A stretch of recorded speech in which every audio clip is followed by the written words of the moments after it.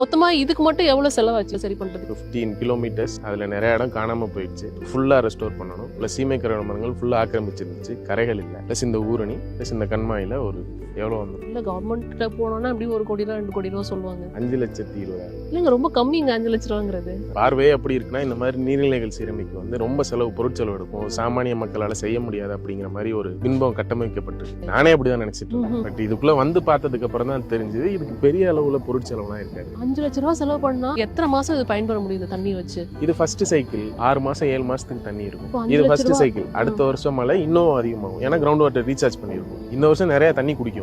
அடுத்த வருஷம் அந்த குடிக்கிற அளவுங்கிறது குறையும். ஸோ அடுத்த வருஷம் 7 மாசங்கிறது 9 மாசம் ஆகும். ஒரு 3-4 சைக்கிள்ஸ் போனதுக்கு அப்புறம் 12 மாசமும் வத்தாம இருக்கும். தண்ணி இல்ல அப்படிங்கிற ஒரே காரணத்துக்காக தான் இவ்வளவு பேர் ஊர்ல இருந்து காலி பண்ணி போயிருக்காங்க. அவங்க ஆமா. சொல்றது பார்த்தா இங்க யாருமே இல்ல. இங்க இருக்க ஆடு மாடு கூட இங்க கிடையாது, எல்லாம் இறந்து போச்சு. சில இனங்களே அழிஞ்சு போச்சு. நாட்டு மாடு, நாட்டு ஆடு, நாட்டு நாய், கோழி எல்லாமே அந்த இனங்களே அழிஞ்சு போச்சு. ஒரே காரணம் என்ன அப்படின்னா தண்ணி பிரச்சனை. தாத்தா பாட்டி காலத்துல வந்து என்ன சொல்லுவாங்க, 50 வருஷத்துக்கு முன்னாடி இந்த ஊர் எப்படி இருந்துச்சு தெரியுமா, 40 வருஷத்துக்கு முன்னாடி இந்த ஊர் எப்படி இருந்துச்சு தெரியுமான்னு சொல்லுவாங்க. ஆனா இப்ப நம்ம ஜென்ரேஷனுக்கு நம்ம 5 வருஷம் 10 வருஷம் போதும் கம்பாரிசன் பண்ண. ஸோ நம்ம பண்டைய முறைப்படி பாத்தீங்கன்னா 6ல இருந்து ஏரிக்கு வரும். ஏரி, கண்மாய், தாங்கல், ஏங்கல் அந்த மாதிரி வந்து கடைசியில குட்டையில முடியும். கடைசியில பாத்தீங்கன்னா ஆறுக்கு தண்ணி போகும். இப்படிதான் அமைப்பு இருந்துச்சு. ஒரு ஏரியும் இன்டர் கனெக்டடா இருந்துச்சு. இப்ப அந்த இன்டர் கனெக்ஷன்ங்கிறதே இல்லை. ஒன்னு ஆக்கிரமிப்பு பண்ணிடுவாங்க, இல்லைன்னா பராமரிக்காம விட்டுட்டோம். எல்லைச்சாமி எப்படி இருக்கோ ஒரு